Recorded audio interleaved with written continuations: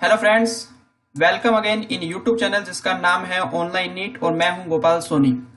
तो जैसा कि हम लगातार क्वेश्चन कर रहे हैं, हर चैप्टर के मैं आपको 30 क्वेश्चन प्रोवाइड करा रहा हूं ताकि आपको नीट के अंदर सिलेक्शन के अंदर आपकी हेल्प हो सके। तो उसी सीरीज के अंदर हम आज क्वेश्चन करने वाले हैं चैप्टर नंबर 12 का चैप्टर नंबर 13 जिसका नाम है organism and population.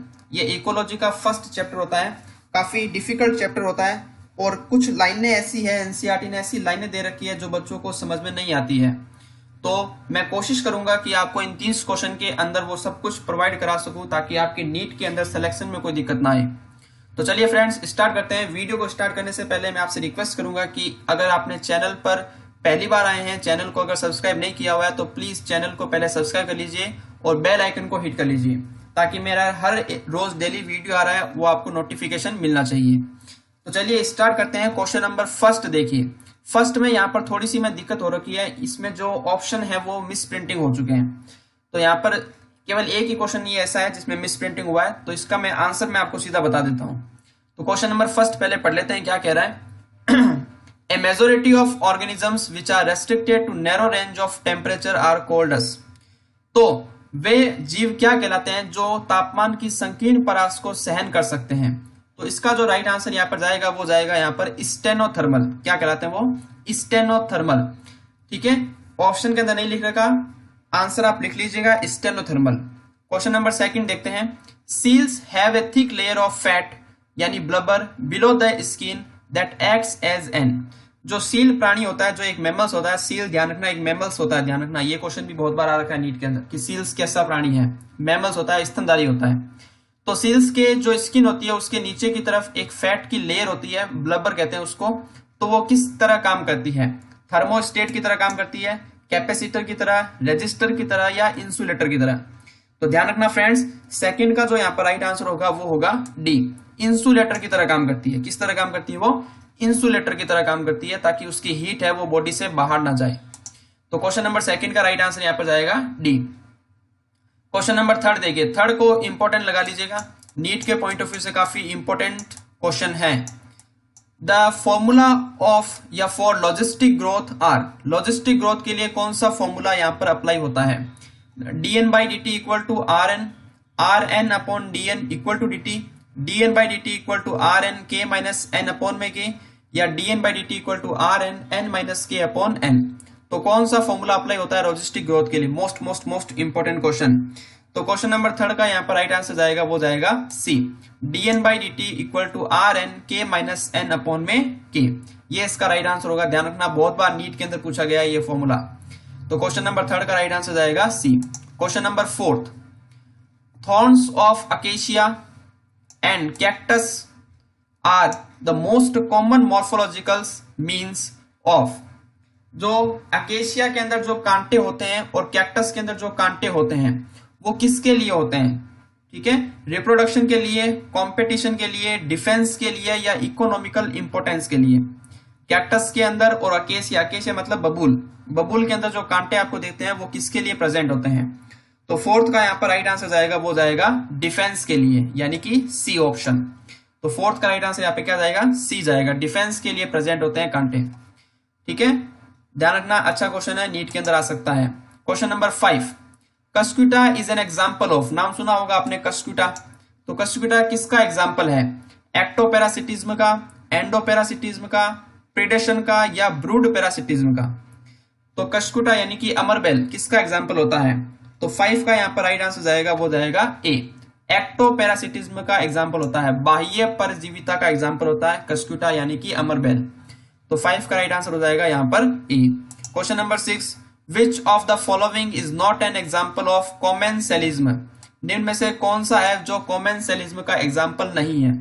Most important लगा लीजिए इस क्वेश्चन को भी, नीट के पॉइंट ऑफ व्यू से बहुत ही अच्छा क्वेश्चन है। कौन सा है वो एग्जाम्पल कॉमेंसेलिज्म का नहीं है? Not. Sea anemone and clownfish, epiphyte या orchid on mango branch, liver fluke and fleas, cattle egret and grazing cattle. कौन सा एग्जाम्पल कॉमेंसेलिज्म का नहीं है? तो 6 का राइट आंसर यहां पर जाएगा सी, लिवर फ्लूक एंड फ्लाइज। ये एग्जाम्पल है वो कॉमेंसेलिज्म का नहीं है, बाकी तीनों एग्जाम्पल है वो कॉमेंसेलिज्म के हैं। तो 6 का यहाँ पर राइट आंसर हो जाएगा सी। अच्छा क्वेश्चन है, ध्यान रखना, कॉमन सर्विस में से रिलेटेड। क्वेश्चन नंबर 7 देखिए, विच statement explain the concept of Allen's rule. ये भी बहुत अच्छा क्वेश्चन बनाया हुआ है। 30 के 30 क्वेश्चन मोस्ट इंपोर्टेंट क्वेश्चन है इस चैप्टर के, क्योंकि कोई सा भी उठा लीजिए, आपको टॉपिक उठा लीजिए, सारे का सारा आपको इंपॉर्टेंट लगेगा। तो 30 के 30 क्वेश्चन अच्छे से करिएगा। तो आपको बताना है कि which statement explain the concept of Allen's rule. कौन सा स्टेटमेंट है वो एलन्स रूल के कंसेप्ट को एक्सप्लेन करता है। तो देखिए ऑप्शन देखिए, aquatic mammals have blubber as insulator. Second, mammals of colder climate have shorter ears and limbs. Third, mammals of humid and warmer region have more melanin in their skin. और fourth, the bears undergoes hibernation during winter. तो कौन सा आपके statement है जो Allen's के rule को explain कर रहा है। तो 7th का यहाँ पर राइट आंसर हो जाएगा, वो हो जाएगा B, mammals of colder climate have shorter ears and limbs.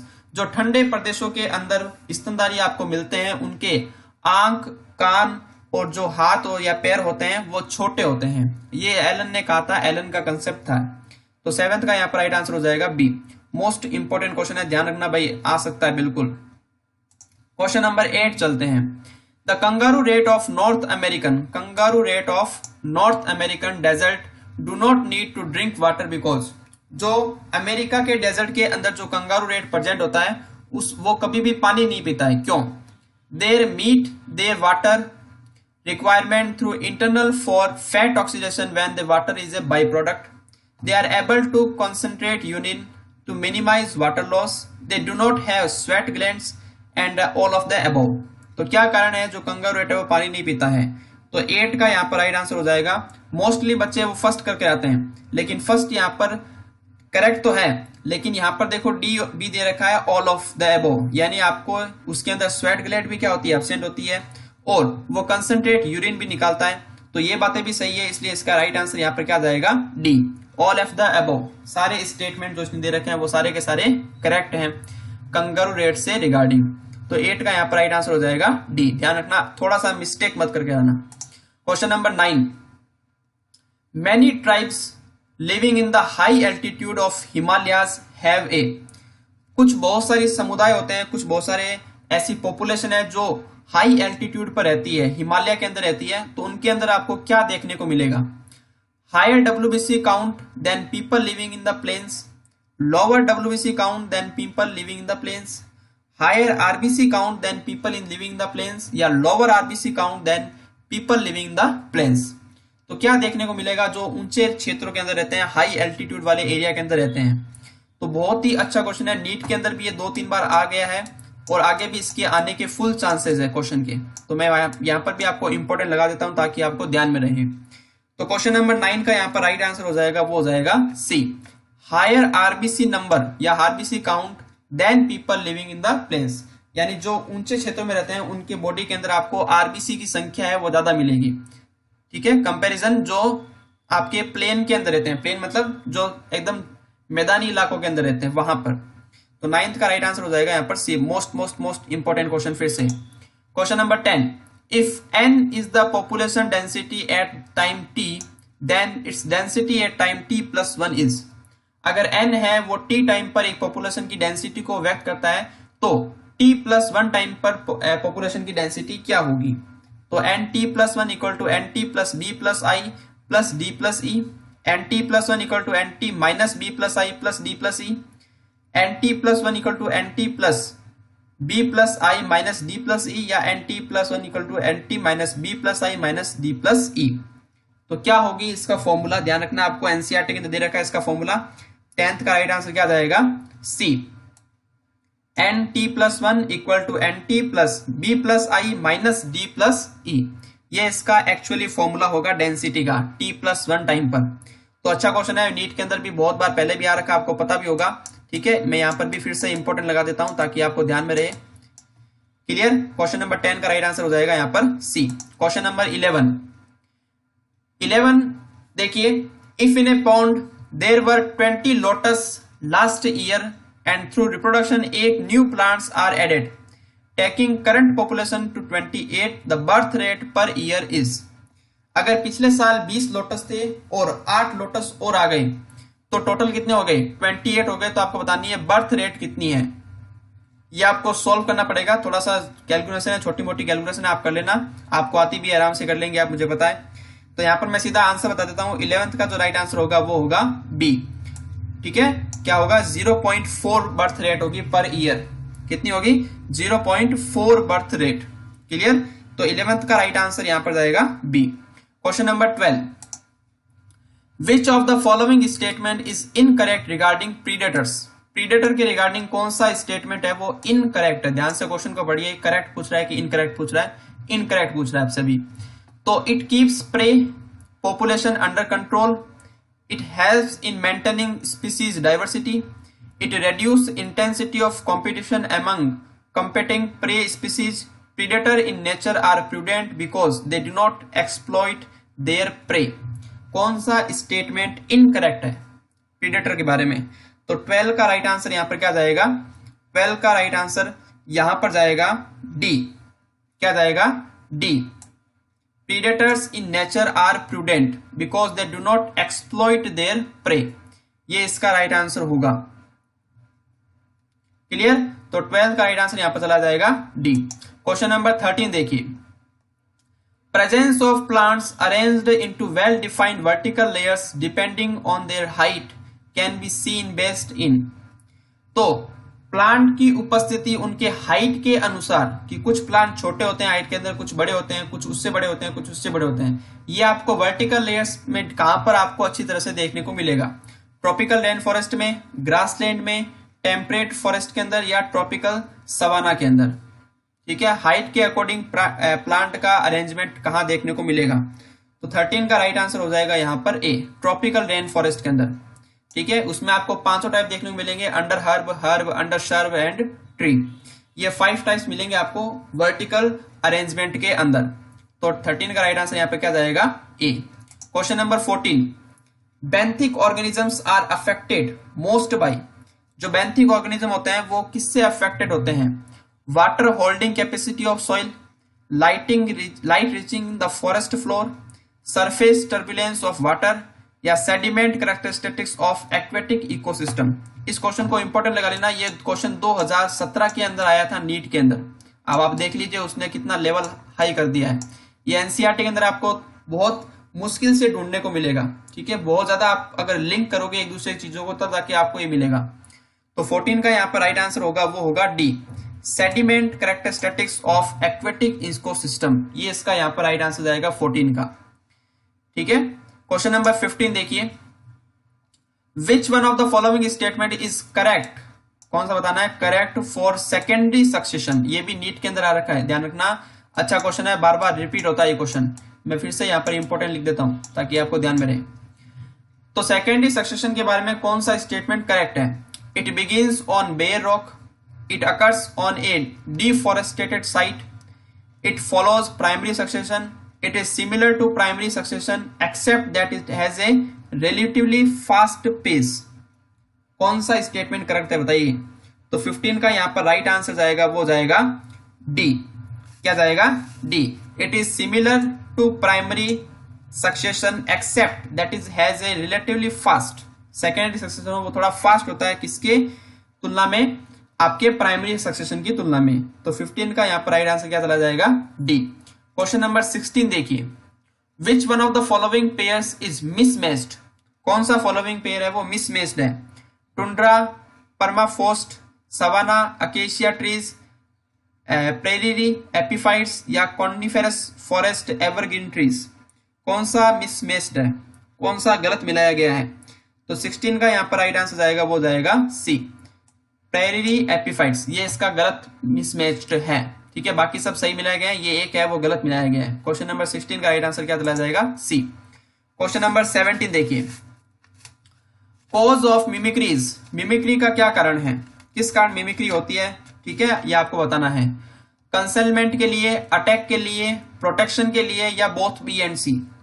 तो 17 का यहाँ पर राइट आंसर हो जाएगा वो हो जाएगा ए, कंसेलमेंट के लिए।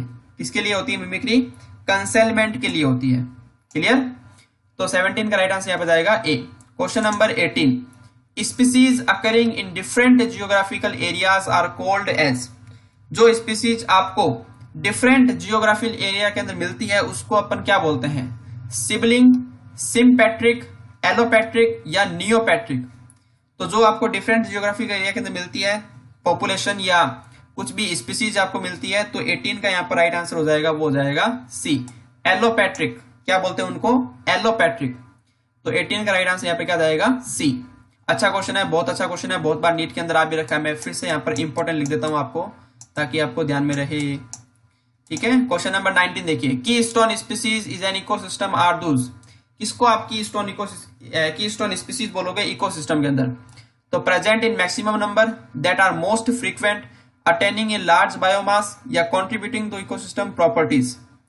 ठीक है, किसको आप बोलोगे की स्टोन स्पीसीज, तो 19 का यहाँ पर राइट आंसर हो जाएगा, वो हो जाएगा D, contributing to ecosystem properties. क्या होगा, कंट्रीब्यूटिंग टू इकोसिस्टम प्रॉपर्टीज। ये होगा की स्टोन स्पीसीज की पूरी परिभाषा। ठीक है, क्वेश्चन नंबर 19 का राइट आंसर यहाँ पे क्या जाएगा, D. Question number 20, homeostasis is, homeostasis क्या होता है, tendency of biological systems to change with change in environment, tendency of biological system to resist change, disturbance of self regulatory system and natural controls, या biotic materials used in homeopathic medicine. क्या होती है homeostasis, तो 20 का यहाँ पर right answer हो जाएगा B, tendency of biological systems to resist change. ठीक है, टू रेजिस्ट चेंज, तो ये इसका राइट आंसर हो जाएगा 20 का बी।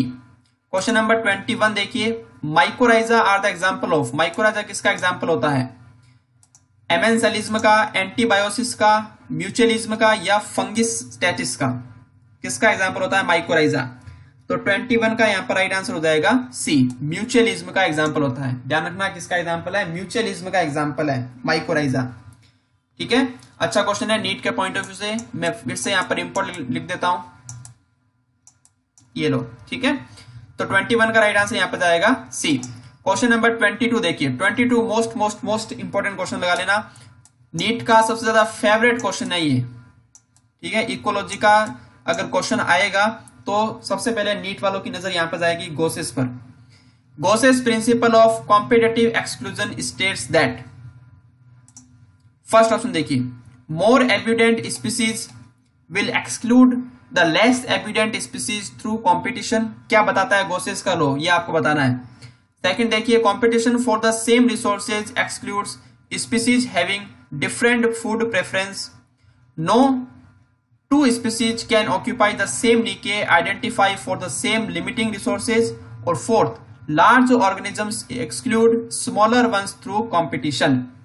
तो क्या बताता है आपको गोसेस का लॉ, तो 22 का यहाँ पर राइट आंसर जाएगा, वो जाएगा सी, no two species can occupy same niche identify for the same limiting resources।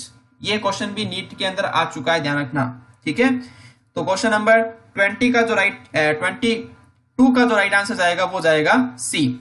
Clear, बहुत अच्छा क्वेश्चन है, most most most important question लगा लेना भाई इसको। क्वेश्चन नंबर 23 देखिए, two plants can be conclusively said to belong to the same species if they, किसको हम सेम स्पीसीज से कहेंगे, have more than 90% similar genes, look similar and possess identical secondary metabolites, have same number of chromosomes, can reproduce freely with each other and form seeds.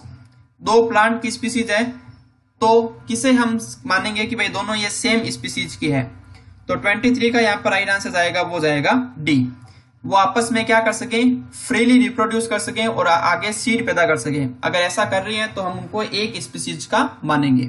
ठीक है, तो 23 का right answer यहाँ पर जाएगा डी। ये भी अच्छा क्वेश्चन है, नीट के अंदर आने लायक क्वेश्चन है बिल्कुल। क्वेश्चन नंबर 24, नीके ओवरलैप्स इंडिकेट्स, जब नीके एक दूसरे के ऊपर अतिव्यापित हो जाते हैं तो ये क्या इंडिकेट करता है, most most most important question. ठीक है, बहुत बार नीट के अंदर आ रखा है नीके नीके नीके, तो ध्यान से क्वेश्चन को पढ़िएगा, देखिएगा ऑप्शन देखिएगा, two different parasite on the same host, sharing of one or more resources between the two species, mutualism between two species, active cooperation between two species. क्या होता है नीके ओवरलैप, तो 24 का यहाँ पर राइट आंसर होगा, वो होगा बी। क्या होगा? B, sharing of one or more resources between the to species, ये होता है नीचे ओवरलैपिंग। तो 24 का राइट आंसर यहां पर जाएगा बी। ध्यान रखना, मोस्ट इंपोर्टेंट क्वेश्चन है ये। क्वेश्चन नंबर 25 भी बहुत अच्छा क्वेश्चन है, सबसे ज्यादा मोस्ट इंपोर्टेंट क्वेश्चन है 25 भी। ठीक है, नीट के अंदर भी आ रखा है और आगे भी इसकी वापस रिपीट होगा ये। Choose the correct sequence of stage of growth curve for bacteria. Bacteria जब ग्रोथ करता है तो उसका एक पूरा कर्व आता है, उसके अंदर क्या क्या स्टेज होती है वो आपको बताना है। सबसे पहले क्या होती है? Lag, log, stationary, decline phase. Lag, log, stationary phase, stationary, log, log, decline phase, decline, lag, log, phase. क्या सीक्वेंस होता है बैक्टीरिया की ग्रोथ का? तो 25 का यहाँ पर राइट आंसर होगा वो होगा ए। सबसे पहले कौन सी फेज आती है? लैग फेज, उसके बाद लॉग फेज, उसके बाद स्टेशनरी फेज और उसके बाद डिक्लाइन फेज। ये इसका राइट आंसर होगा 25 का ए आंसर है वो इसका राइट आंसर चला जाएगा। मोस्ट इंपोर्टेंट क्वेश्चन फिर से। Question number 26, a pair of insectivorous plant is. कीटाहारी पादपों का कौन सा पेयर है ये आपको बताना है। Drosera and rafflesia, nepenthes and bladderwort, dionaea and viscum, Venus flytrap and rafflesia. कौन सा पेयर है जो इंसेक्टिवोरा प्लांट है? तो 26 का यहाँ पर राइट आंसर होगा वो होगा बी, नेपंथिस एंड ब्लेडरवर्ट। ये दोनों ही ऐसे प्लांट है जो कैसे होते हैं? इंसेक्टिवोरस होते हैं, इंसेक्ट को खाते हैं। अच्छा क्वेश्चन है, बहुत बार नेपंथिस पर वो तो बहुत बार नीट के अंदर क्वेश्चन भी आ रखा है। ठीक है, तो 26 का राइट आंसर यहाँ पर जाएगा B. Question number 27, the formula for exponential population growth. Exponential population growth का फॉर्मूला क्या होगा? dn by rn equal to dt, rn by dn equal to dt, dn by dt equal to rn या dt by dn equal to rn। क्या होगा exponential population growth का formula? Most important फिर से question. 27 का यहाँ पर right answer जाएगा वो जाएगा C, dn by dt equal to rn। Most important, लगा लो भाई क्वेश्चन, लगा लो, फुल चांसेस है नीट के अंदर आने की। Question number 28, which one is true. कौन सा एक सही है? Commensalism when none of the interacting population affect each other. Symbiosis when the interaction is useful to both the population. Symbiosis when neither population affects each other. Commensalism when the interaction is useful to both the population. कौन सा statement correct दिख रहा है आपको? अच्छा question है, बहुत ही अच्छा क्वेश्चन है। 28 का यहाँ पर राइट आंसर जाएगा वो जाएगा बी, सिम्बायोसिस। सिम्बायोसिस के अंदर क्या होता है? दोनों ही पॉपुलेशन को क्या होता है? यूजफुल होती है एक दूसरे के लिए, यानी दोनों ही पॉपुलेशन को क्या होता है? लाभ होता है। तो when the interaction is useful to both the population. ठीक है, ये इसका आंसर जाएगा 28 का B. Question number 29, in a population unrestricted reproductive capacity is called as. Unrestricted reproductive capacity, जिसमें कुछ भी आपको रोका ना जाए, वो रिप्रोडक्टिव कैपेसिटी आपकी क्या कहलाएगी? Biotic potential, fertility, carrying capacity या फिर बर्थ रेट, क्या कहलाएगी वो? बताइए आंसर। तो 29 का यहाँ पर राइट आंसर जाएगा वो जाएगा biotic potential. Unrestricted reproductive capacity क्या कहलाती है? बायोटिक पोटेंशियल कहलाती है। ठीक है, अच्छा क्वेश्चन है, बहुत ही अच्छा क्वेश्चन है 29, ध्यान रखना। क्वेश्चन नंबर 30, लास्ट और फाइनल क्वेश्चन देखिए। Tropical rain forest occur in India. Tropical rain forest आपको इंडिया के अंदर कहां पर देखने को मिलेंगे? जम्मू एंड कश्मीर में, राजस्थान में, केरल एंड असम में, या this forest do not occur in India. तो कहां पर आपको देखने को मिलेंगे ट्रॉपिकल रेन फॉरेस्ट या ट्रॉपिकल फॉरेस्ट? तो 30 का राइट आंसर यहां पर जाएगा सी, केरला और असम के अंदर आपको देखने को मिलेंगे ट्रॉपिकल फॉरेस्ट। ध्यान रखना, ऐसे क्वेश्चन भी नीट के अंदर आते हैं। ठीक है, तो 30 का राइट आंसर यहां पर जाएगा सी। तो ये हो गए आज के हमारे 30 क्वेश्चन। अब 2 क्वेश्चन हमेशा की तरह मैं आपको भी दूंगा, तो इसके आंसर आपको कमेंट बॉक्स में देने हैं हमेशा की तरह। Select the mismatch. Rhodospirillum dash mycorrhiza, anabaena nitrogen fixer, rhizobium अल्फा अल्फा, फ्रैंकिया एलनस। ये भी अच्छा क्वेश्चन है, इस क्वेश्चन को भी मार्क कर देता हूं मैं, नीट के पॉइंट ऑफ व्यू से काफी अच्छा क्वेश्चन है ये। तो कौन सा आपको बताना है मिसमैच है?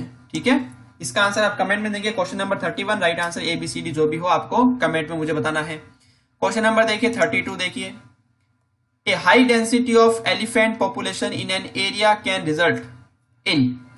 अगर एक एरिया के अंदर एलिफेंट की पॉपुलेशन की डेंसिटी है वो बहुत ज्यादा हो जाए तो इसका रिजल्ट क्या होगा?